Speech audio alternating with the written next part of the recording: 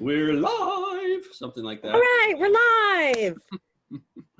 Yes. For those who don't know, I go back and I kind of type up some notes on all of the webinars, and so I hear myself repeatedly, and it sounds like every time I start the webinar, I start it with "We're live." Yay!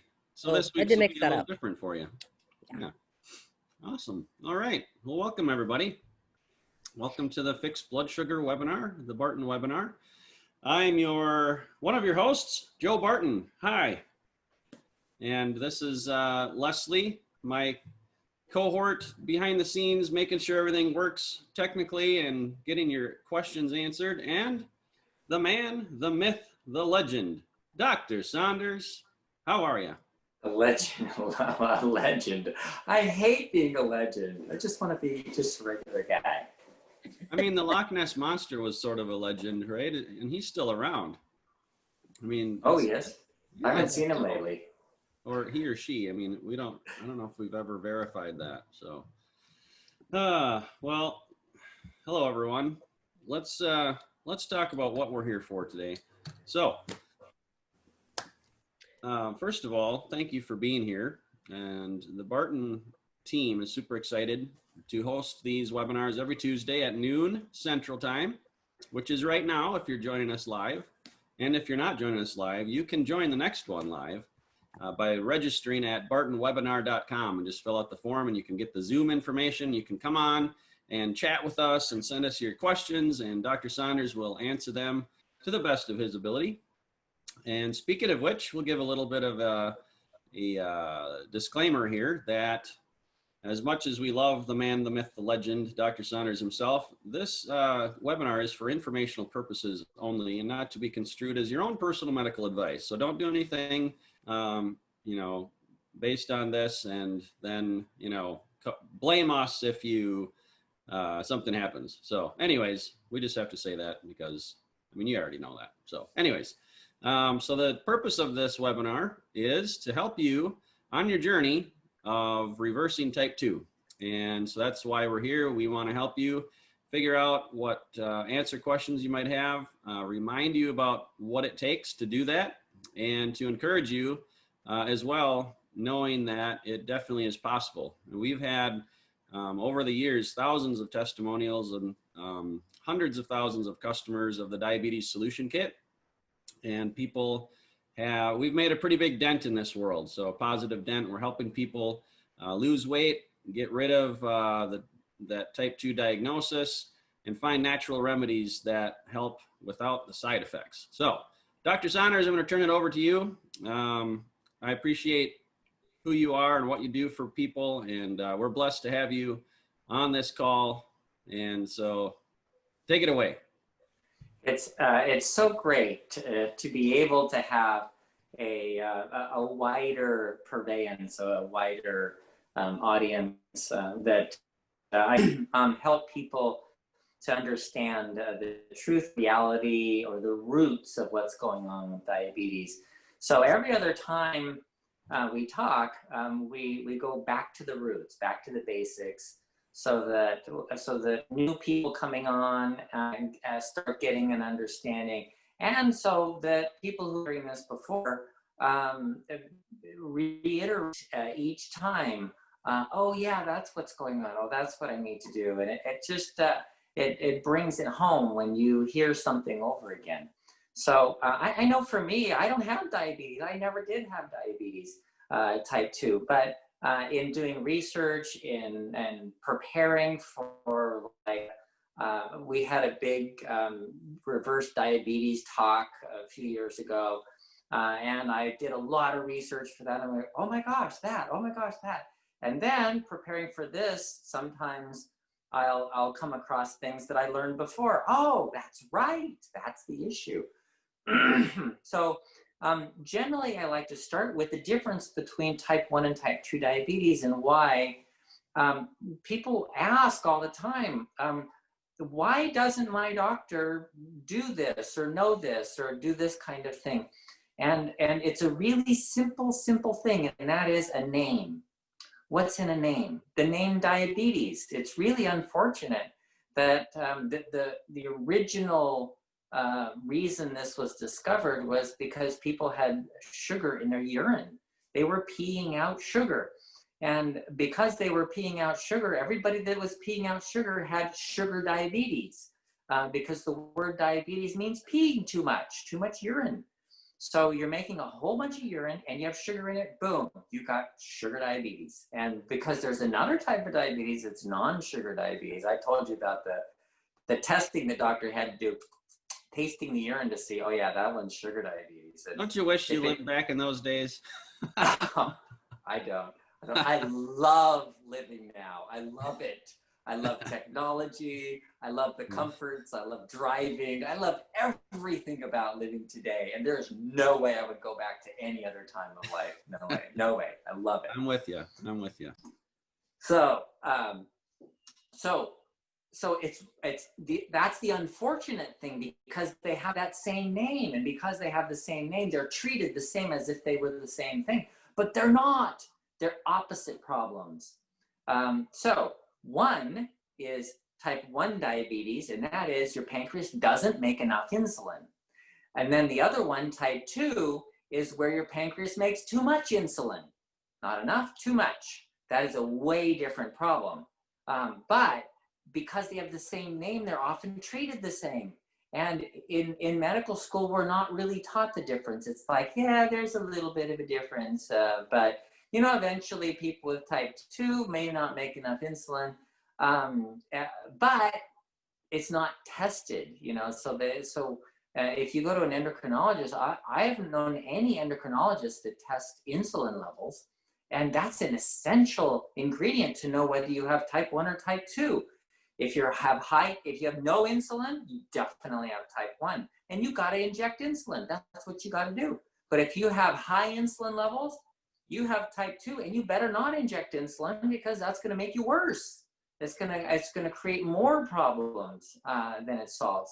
So that essential ingredient is really why they have the same, because they have the same name, which is why the doctors always get them mixed up.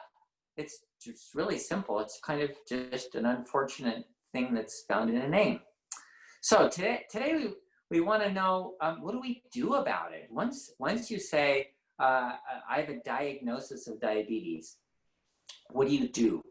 Well, I hope some of you are listening and don't have diabetes.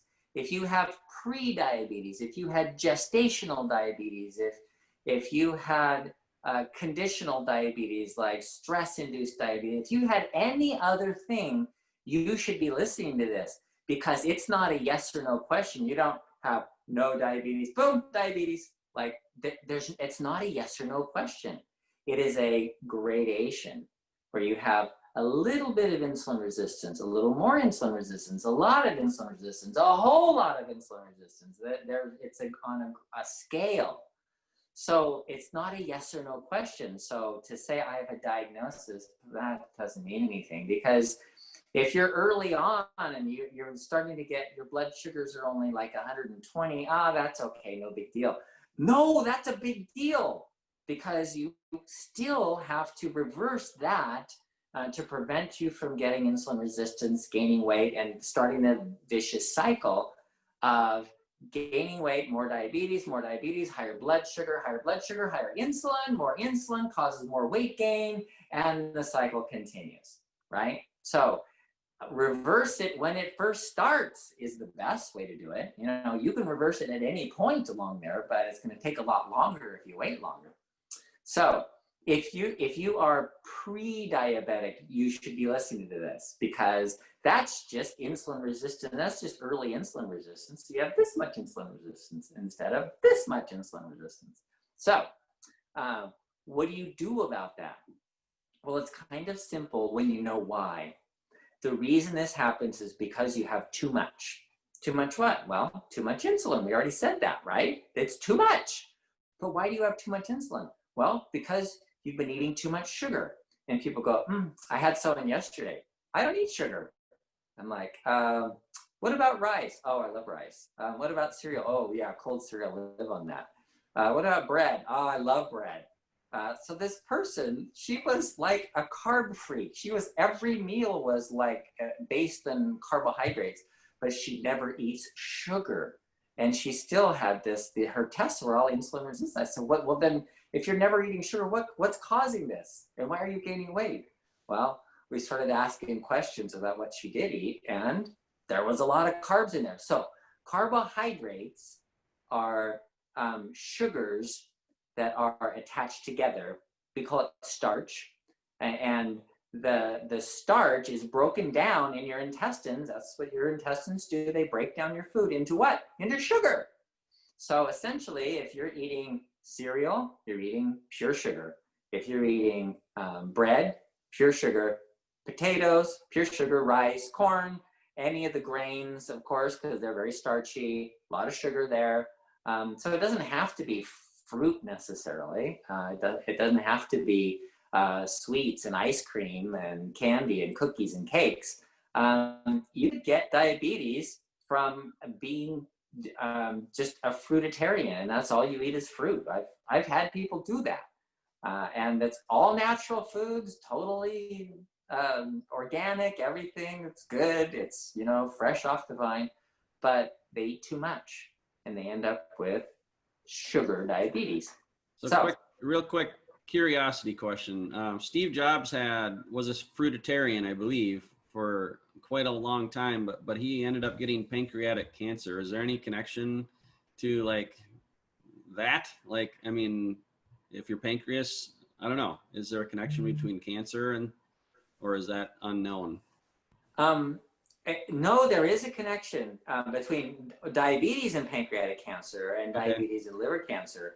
But I don't know about him specifically. Pancreatic cancer is fairly common. So here's what to do. If you've ever worried about pancreatic cancer, you know anybody that has it, and you're like, oh, how do I avoid that? It's really simple. Give your pancreas a rest. So don't eat. When you don't eat, your pancreas gets to rest. And so if you rest your pancreas periodically, so people who eat a lot of fruit, they often eat constantly. They're always eating because they're living on these sugars, and they can't let their sugar drop down. So they graze all day long, and they're just eating fruit all day long. And so their pancreas never gets a rest. So I don't know, maybe that's an issue. Yeah. I just had a thought too. I guess today's Joe's Random Thoughts Day, but so like hormones play such a big part in our food. I mean, insulin is a hormone, right? But like, I was just thinking, like somebody asked the question, I have a sweet tooth. How do I avoid sweets? And like, I think you almost have to treat this like a drug addiction. And would you agree with that? Yeah. You know, I'm one of those. When I was a kid, I literally scraped candy that was melted into the sidewalk and ate it. If I saw it, I would eat it. Anything sweet, anything with sugar. I'm definitely one of those. And it's taken me decades to overcome that. And to the point where even sometimes, you know, if I see I allow myself to indulge sometimes, and then I later regret it. But it's not a minor problem. It's a real addiction. I think at least for some people. Yeah, and sugar really is like a drug. It's toxic.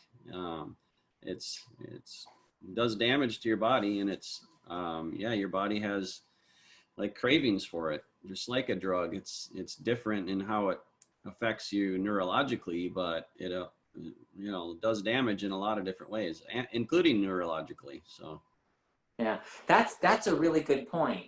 That it is addictive, and the more you eat, the more you want, kind of thing. So it does have that.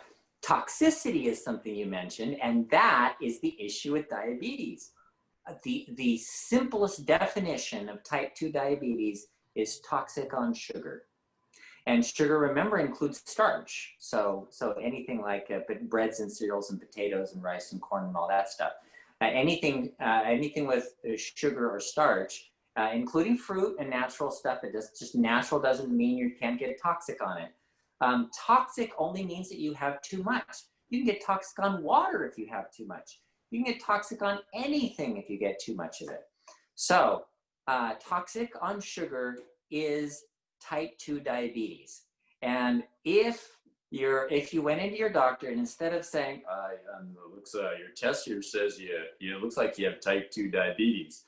If the doctor said, oh, I see you're toxic on sugar, then you would know exactly what to do, right? Oh, yeah. I got to relieve that toxicity. That's really important. So if I was toxic on lead, I would go, okay, where's the source of lead? I got to get rid of any source of lead. Oh, there's lead and paint in my house. I'm moving out, or I'm getting it all taken out, or whatever. I'm getting rid of all the lead in my environment. And then I have to do the second thing I have to do is get the lead out of my body. So I'm going to do chelation treatments or something to remove the lead from my body. Exactly what you do with diabetes. It's exactly the same thing. You're going to first remove all your sources of sugar because you're toxic on sugar. And the second is you're going to use up or take out what's creating the toxicity in your body. So number one, how do you not put more sugar in your body? Well, you can still eat, but you have to eat a very low carbohydrate diet. And so the phase 1 of the Barton webinar, or the diabetes solution kit, there's a phase 1, and that phase 1 is a very low carbohydrate diet. Why? Because you're toxic on sugar. So you got to remove all the intake of sugar so that you can relieve that toxicity. So it's a ketogenic type diet, and so you're allowed fat, but really the best part of the diet is that you're not eating sugar, so you're not getting more toxic. And then the second part of that is an exercise program. So exercising on a regular basis to use up all of the sugar that you stored in your liver and your muscles, all this glycogen all over your body, and the fat all over your body. So glycogen, fat, getting rid of all that. And then you learn, you teach your body how to burn fat. So when you learn how to burn fat, then most people don't know that it's a learning process. It's not automatic. People don't automatically burn fat. Some people burn fat really easily. And some people really don't like to burn fat. And so it depends on your type of metabolism. So for some, it's going to be a difficult process learning how to burn fat. There was an interesting study, if you've ever read the book Endure, it's about endurance athletes. And one of them is about marathon runners, when Nike was trying to get some marathon runners to run an under 2-hour marathon.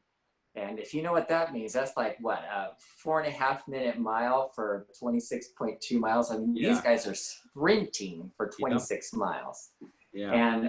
And so they had drafters going around in front of them, but they couldn't give them the glucose drink in the middle of the race because they were sprinting. They can't give them the glucose drink, and they couldn't store enough sugar to run 26 miles. But guess what? It only takes 1 pound of fat to run 26 miles. So, and everybody's got a pound of fat, even marathon runners. So what they did is they switched them to fat burning metabolism. It took them 2 weeks. These are marathon runners, 2 weeks on a ketogenic diet before their bodies would efficiently burn fat. So it's not something you just go, oh, I'm on a ketogenic diet starting tomorrow, I'm going to see ketones. No, that's not the way it works. It's a process of training your body how to burn fat. So if you're running marathons, it may take you 2 weeks. If you're not running marathons, it may take longer. I don't know. And it also depends on your metabolism. Yeah, remember marathon runners, they carbo load, and so they were probably very efficient with carbohydrates and not very efficient with fat in the first place. So it may have taken them longer than some of you.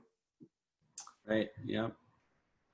So that's the basics. That's what you do. That's why. This is the bottom line of what's going on. Why? You're toxic. What do? You relieve the toxicity. You detox. Mm-hmm. And that's the whole program that we have is really all about detox. Yeah. You got a sneeze coming on. Leslie, you want to get to some questions here? Yes, you bet. Okay, so we have Nicholas Don't sneeze, COVID-19. We're gonna die. and he's not serious, by the way. And you can get Joe was serious, not Dr. Saunders. Can you do this on a vegan diet? Oh, yeah. Yeah, that's a great question. I actually looked this up. So there is online, I looked up online, I found several vegan ketogenic diets. Okay, they're actually really good diets. And I was like, wow, I could do that. So a vegan ketogenic diet would be something like you're eating broccoli, salads, cauliflower, so you make cauliflower rice. You're eating raw vegetables, so primarily vegetables. The fruits that you have are the very low carbohydrate fruits like avocados and peppers and cucumbers and tomatoes. So you can have some fruit, but it's going to be low sugar type fruits. You're not going to be having mangoes and bananas and pineapples. So vegan ketogenic diet is a very high fiber, really high nutrient diet, and it would be very good for you. Actually, if anybody who wanted to try that, we should write something on a vegan ketogenic diet. That would be good. But I did find some websites that showed how to do that, and they were it was a really healthy way to eat. Okay, this is good. This is from Scott. I've been in ketosis for 1 month and I check every day to make sure. My blood sugar readings, especially morning readings, are still high, around 190. I only eat 25 carbs per day, and I was wondering if you could tell me when my readings will come down. That's a good question. Okay, so there's more to it than just what you're eating. What you're eating is something, and that's a very important part ultimately, but there's more to it than that. So for example, if your carbs are 25 grams of carbohydrates and you're having a lot of protein, if you have something called glucagon, so you have high insulin, so you can't burn fat, so you release a bunch of glucagon because your blood sugar is dropping low because you're not eating very much carbohydrates, then it tells your liver to start making protein into sugar. So then your sugar level can actually go up from eating a lot of protein. So there's so much more involved than just that. And sometimes what you have to do is like fast for about 3 days, and just drinking bone broth or having herbal teas or something like that for about 3 days. And what that does is shuts off the insulin production, so you can get the insulin down, and that allows you to start burning fat. And then your ketone levels go up and everything works better. So one of the things you may have to be careful of is protein. A high protein diet, even if you're low carbohydrate, can induce sugar production in some people. And it depends on that balance of insulin to glucagon, both of which come from the pancreas. Okay, let's revisit this a little bit. Teresa had asked, help, I'm always looking for something sweet. Is there a trick to get past this? I don't know. You know what, for me, it was a 1 year sugar fast. That's what got me past it. And I just said, okay, I'm going to not have any sugar for a year, because like I was one of those, I was eating sweets all the time. My car had Skittles in it, or I had M&Ms, and I was always munching on something sweet. And then I said, no, I got to get off of this. So then I had raisins in my car, and I was eating raisins all the time. They're really sweet too. And so finally I said, okay, I'm going off sweets for 1 year. And that really helped, because I lost that need, that requirement for sweets all the time. I don't know of a better way. When they, with anything, if they talk about going off of alcohol, like Joe was saying, it's kind of like an addiction. alcohol or drugs or smoking or any other kind of addiction, sweets is a big one, and it's not easy. It's not easy. But going off entirely was really helpful, because even though I fall down, I get back up pretty easily now, because hey, I went a year without it. I'm good. Yeah, I would agree. Sugar is very addictive. Even when I try to completely get rid of sugar, I would find my kids' little elderberry gummies and they're coated in sugar. And I'd be like, oh, it's a vitamin. It's okay. So it's hard. It's very hard. Okay, this is from Anonymous. Can you talk a little bit about alkaline water, and does it help or hurt you? Oh, that's a good question. Okay.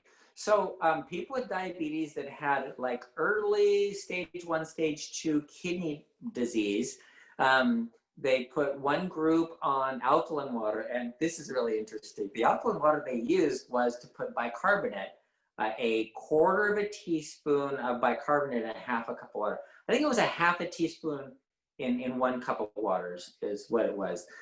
So you drank 8 ounces of water, and it's soda water, really. It's bicarbonate of soda, which does make it alkaline. And so people would drink that twice a day, and that group that was drinking the alkaline water did not progress to stage 3 kidney failure. Whereas the people that were drinking the regular water did progress to stage 3. So there is some pretty, that's just one, but there's some pretty good research out there to show that alkaline water is good. And you know, I've seen people that sell alkaline water that have whole lists of research that show how wonderful alkaline water is. It's really interesting though, as I go through the list, I realized that most of the research was done with bicarbonate, sodium bicarbonate in water, and very little of the research was done with those really expensive machines that separate the acid from the alkaline in the water, so that you have just the hydrogen hydroxide, the hydroxide water. So the chemical separators, they're kind of expensive machines. But the research is done with sodium bicarbonate, a half a teaspoon of bicarbonate in a cup of water twice a day. And yeah, it probably works. It probably helps, you know, people with diabetes and other things. It's really interesting that the enzymes in our body work better in a slightly alkaline environment. When it's slightly acid, the enzymes don't work as well. We're not as efficient. So that could be a great thing for people with diabetes. If their energy systems are more efficient, they can then burn fat more easily and lose weight and all of that. Okay. We have a question from Krish. Type 2 diabetics develop peripheral neuropathy even when they are in the pre-diabetic stage. In diagnosing PN, physicians resort to a simple sensitivity test by gently striking an object at the very bottom of their feet and ask us whether we feel that. This test appears to be too empirical for me. Is there a quantitative test or a parameter to measure to discern PN? What are the symptoms of PN? I have gotten Nervala, and when and how many tablets should I take? Thanks. Okay, thank you, Krish. Okay, you've always got good questions. Okay, so peripheral neuropathy is nerves, is how you feel. So the test is how you feel. And if you're feeling tingling, pins and needles, or you've progressed on to numbness, and that's really what they're looking for. They have a little pinprick thing that they poke you on one side, poke you on the other side. Does this feel the same as this? Does this feel the same as this? Do you feel that? Do you feel that? Or there's the little hair things that you can brush. Do you feel that? Do you feel that? And yeah, it's all empirical. It's all subjective, because you're saying this is what I feel, and there's no good way of objectively measuring damage to nerves. Not that there aren't objective measurements, because you can do a nerve conduction study where they poke you with a needle in one place and poke you with a needle in another place, and they send an electric current up to your spinal cord and come back.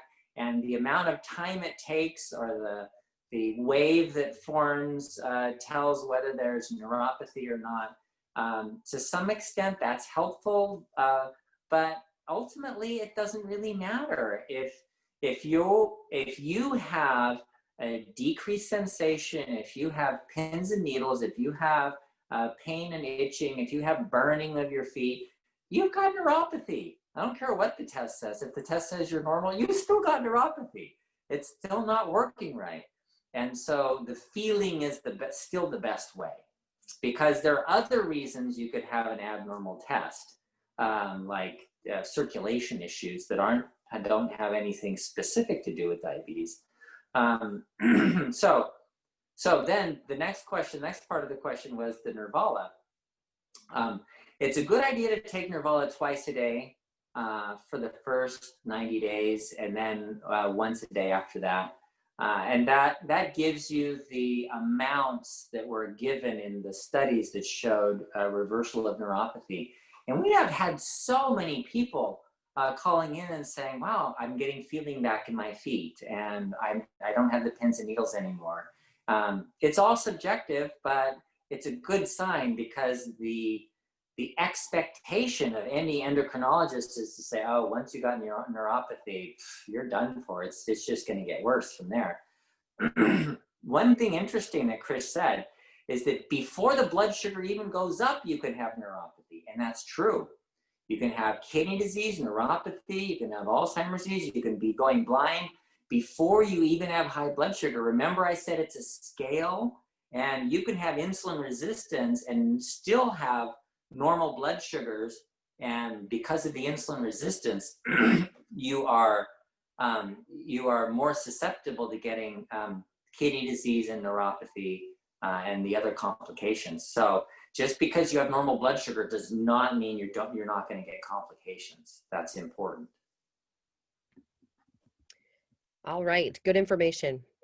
Okay, Susan is asking, is there a blood test for glucagon?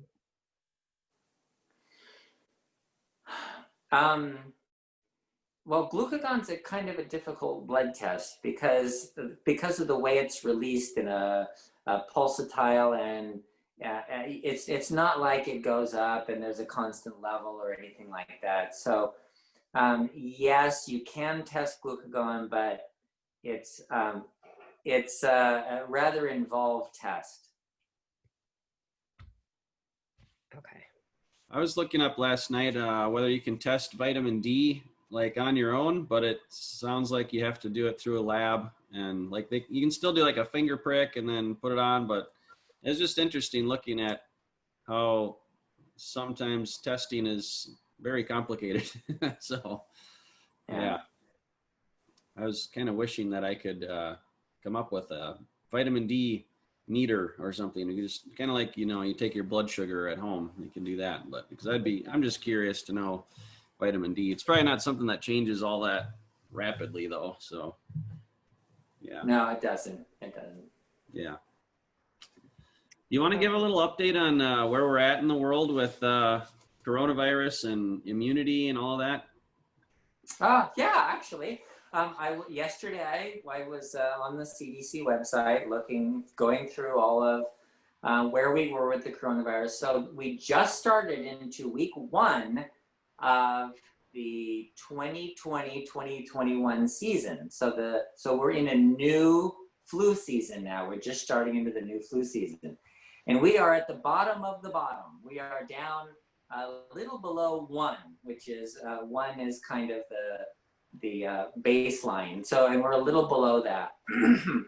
And one of the things that I was looking at it for was to look at false positive testing rates, because in our nursing home we had one of the staff tested positive, and I'm like, nobody's been exposed. She didn't have any exposure, and she has no symptoms at all. Let's retest. So we retested, and she tested negative. And just as I thought, it was a false positive. So if you're looking at testing as cases, and that's one of the issues that has happened with COVID-19, is they've redefined what a case is. So if you look at the CDC website and they look at influenza-like illness, that's cases, that's people who have symptoms, that's people who are sick. They go to the hospital because they're sick. Those are the cases that they've always looked at, and it's flu, it's coronavirus, it's influenza virus, it's paramyxovirus, orthomyxovirus, respiratory syncytial virus, all of the viruses that cause flu-like illness is all put together into this ILI at the CDC. And if you look at the ILI for the CDC, you have 2019, 2020 is a normal flu season. Doesn't look any different than, well, they're all different, but it's essentially equivalent to all of the other flu seasons. And we've come down to normal. So why isn't the CDC reporting all these positive cases that we're hearing about? Tons of positive cases. Illinois opened up and they're allowing people to go to church, and look at all the cases that we have now. But nobody's dying, nobody's going to the hospital, nobody's having any issues.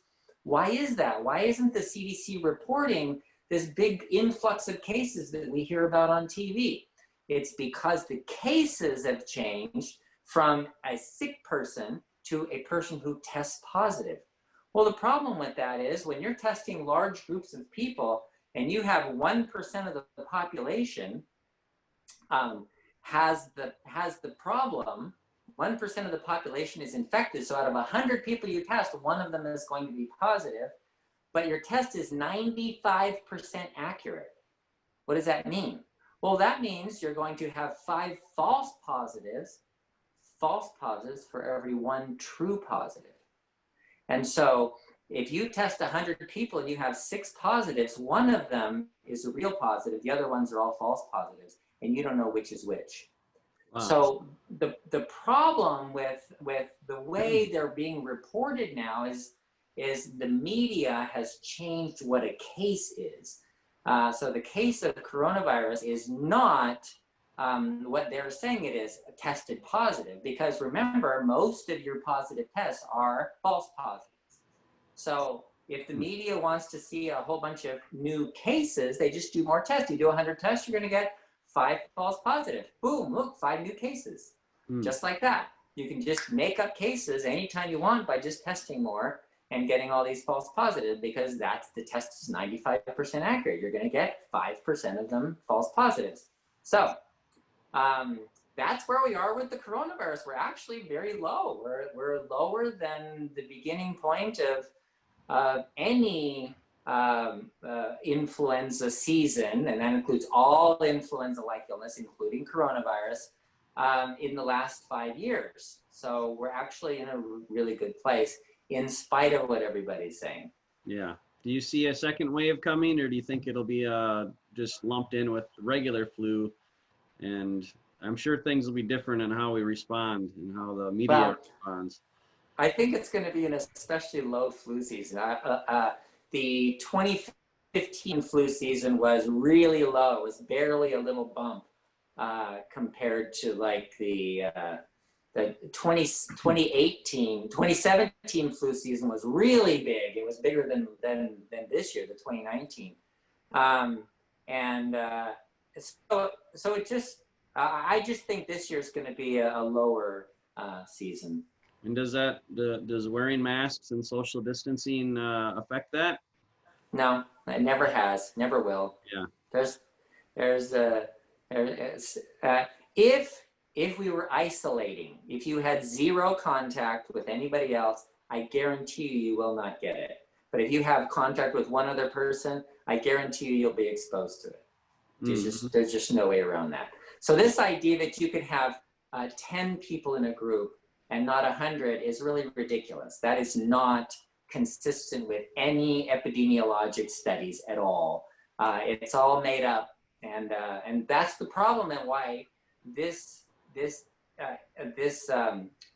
pandemic is not being run by epidemiologists at all. I know an epidemiologist, and she was telling me 30 years she's been an epidemiologist. She says, I don't even know what they're doing. This is totally ridiculous.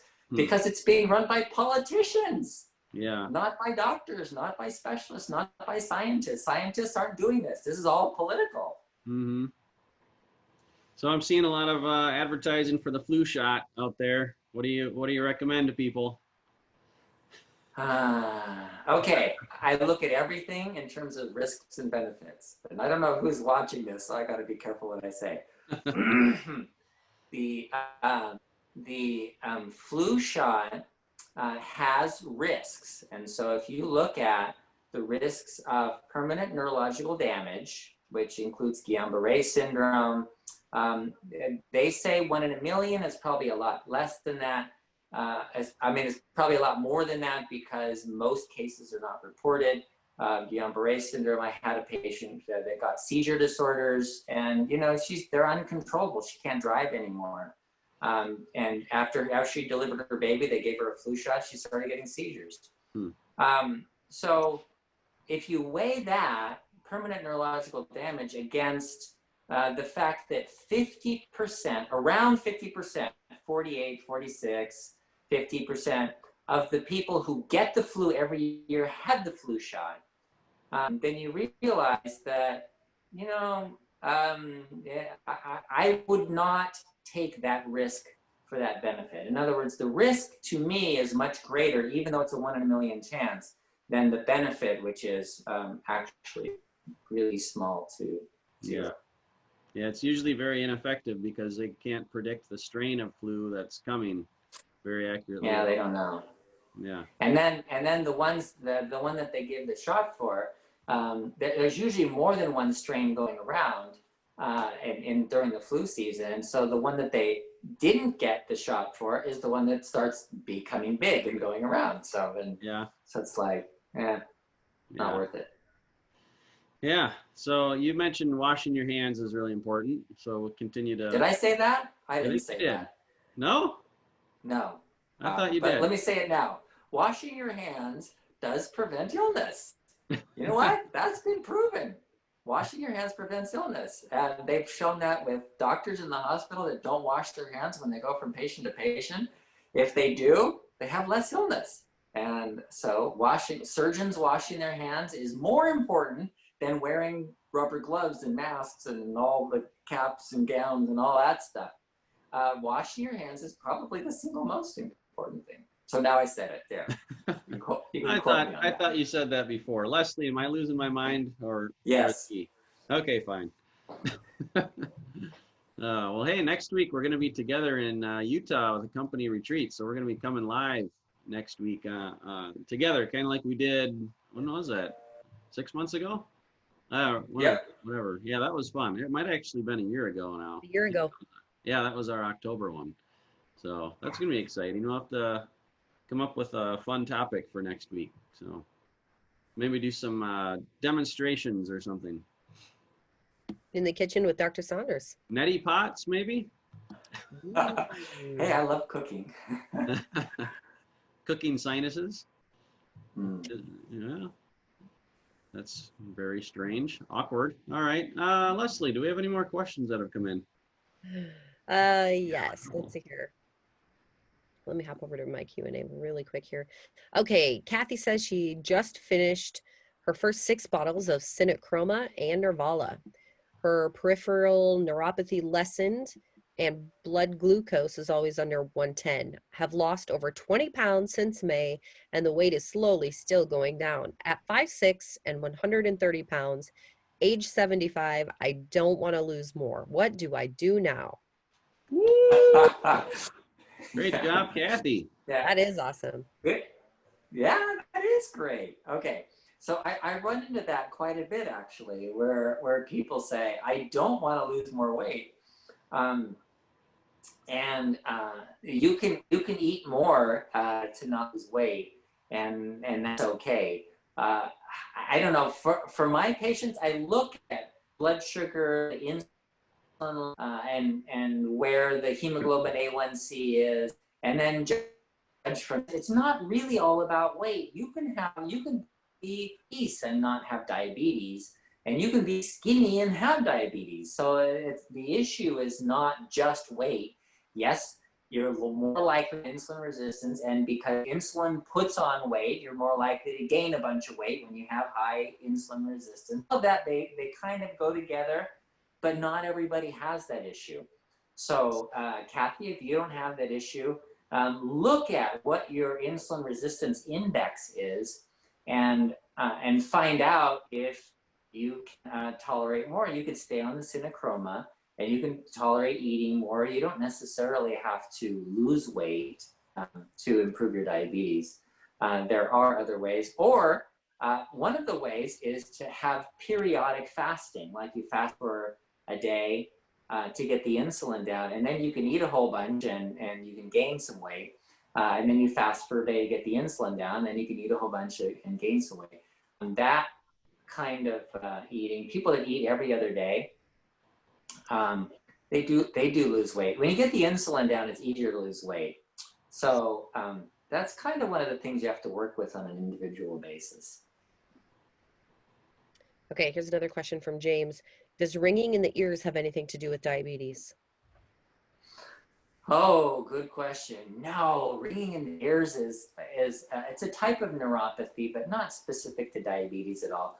And it's very common. And if it's in both your ears, it's from your central nervous system. It's from your brain, not from your ears, your ear itself. So people think they can plug their ears or put water in there, hot water, or whatever, medicines or essential oils or whatever in their ears.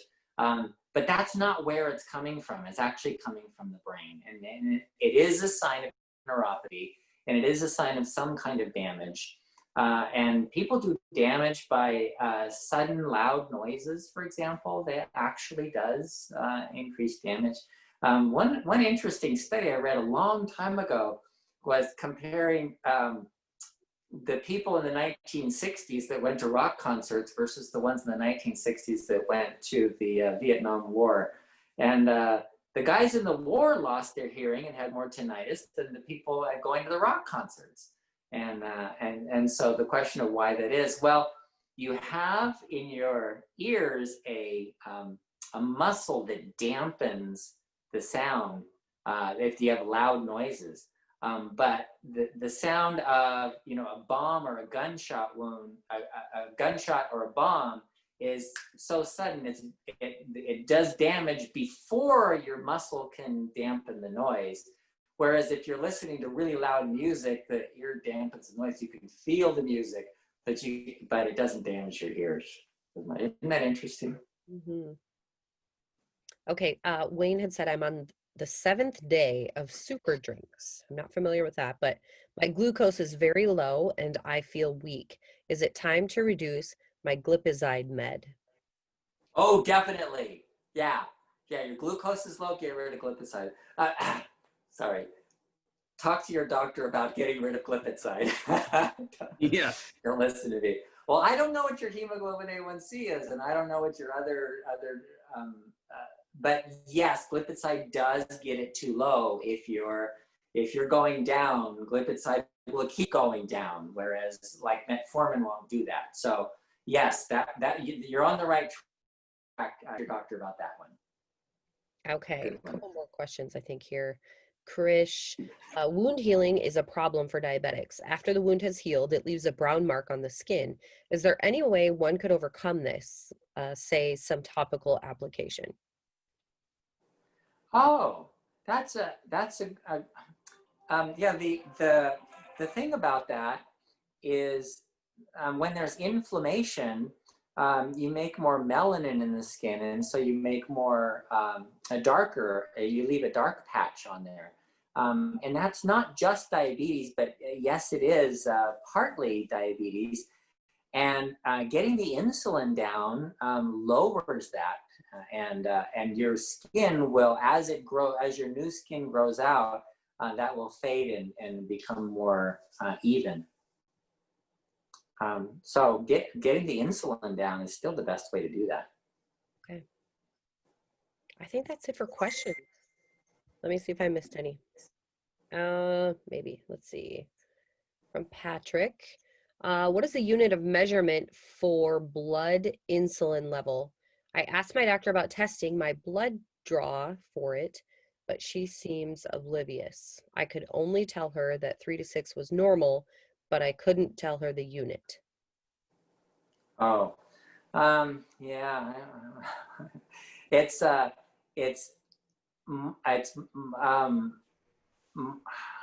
micro units per milliliter, but there are other, it depends on what lab is used, but it's some kind of units, either milli-units or micro units per liter or milliliter. So it's units per amount of blood, whatever milliliter amount of blood. And the reason the doctor doesn't know anything about that, because it's not something we learn in medical school. Even endocrinologists, they don't know what to do. They don't know how to interpret an insulin test. So if they'll do it for you, then you can interpret it by knowing that, you know, between 3 and 6 is optimal on a fasting specimen. After you eat, of course, it goes up. That's what insulin does. So anyway. Okay. All right. I like what Teresa had to say about hand washing. Maybe we can close with this, but she said it takes 20 seconds to say the Lord's Prayer. It's a good measure for hand washing. And I've been praying lots. So that's awesome. I think we'd all agree we need more of God in our life, right? And he's available for us, and he's always there for us. It's whether or not we're going to acknowledge him, I think. So, and that's the other thing too, is just having an attitude of gratitude is really good in these times, especially keeping stress low, keeping the big picture in mind of, you know, where things are at. I know we're coming up on an election here, and, you know, 2020 has been crazy. I wouldn't be surprised if it gets crazier before it's over, but hopefully not. But, you know, each of us has, you know, the choice to make on how we're going to react to whatever happens. And so, but, you know, being in an attitude of gratitude and prayer, I think is super important. So I just want to encourage everybody to do that. And yeah, so that's all I got, but this has been great. So does anybody want to give us, you know, any big topics that we could cover next week that you guys, that maybe are related to diabetes, but, you know, something we could go into detail that we can start planning for next week when we're going to be together in the same room with Dr. Saunders and our team doing a little company retreat next week. So if you got any ideas, throw it in the chat or send us a message. Also, while I've got you here, go to bartonwebinar.com, and then from there you can visit our YouTube channel and watch any replays that we've had. We'd love it if you subscribe to our channel and hit the little bell. You'll get notified when we launch a new video. We even have a new little intro and outro music if you go watch those on YouTube. So my son's helping add a little production value to these calls. So, and let's see what else. So our Facebook page, that is another free resource for you guys. It's the 610 Reset group, and that is where we have people that go and practice the stop eating at 6 o'clock so that you have an empty stomach by 10 o'clock and you can go to sleep and maximize your human growth hormone at night, which is really the key hormone to resetting your body and your pancreas and all sorts of things that inevitably we have damage done throughout the day and just by living life. And so if you practice the 610 reset, we've seen great results from that. And yeah, go to bed on an empty stomach by 10 o'clock. That's the key. Join our Facebook group there. We share encouragement with everybody there. What else do we have? We have our products listed on bartonwebinar.com. If you're looking for Synachroma, which is our blood sugar formula that has cinnamon and chromium, vitamin D, vitamin K, vanadium, and selenium. Also, Nervala has alpha lipoic acid and benfotiamine, which helps with peripheral neuropathy. We talked about that today. We also have turmeric and healthy gut support, probiotics, And we have a magnesium spray that's really good for relaxing muscles, helping with blood sugar as well, and like 300 other functions in the body. And also a copy of the Diabetes Solution Kit, which is the program that Dr. Saunders teaches, and where most of you have probably were introduced to Barton Publishing. So that's our #1 selling Diabetes Solution Kit. So all of that is at bartonwebinar.com. Just wanted to make sure everybody knew where to go if they had more questions. And so that's it for today. We're coming up on our hour-long webinar. Thank you again, Dr. Saunders. Great information, lots of positive comments. People love to be reminded of the basics. So good stuff. And Leslie, great job as always. Appreciate you and your work and keeping us all in order. So yeah, any last words, Dr. Saunders? I like what you said about don't worry, because stress makes everything worse. So go back, look at the webinar on stress. It was really good, and how to lower stress. Yeah, yep, that's right. Okay, awesome. Good stuff. Thanks, everybody.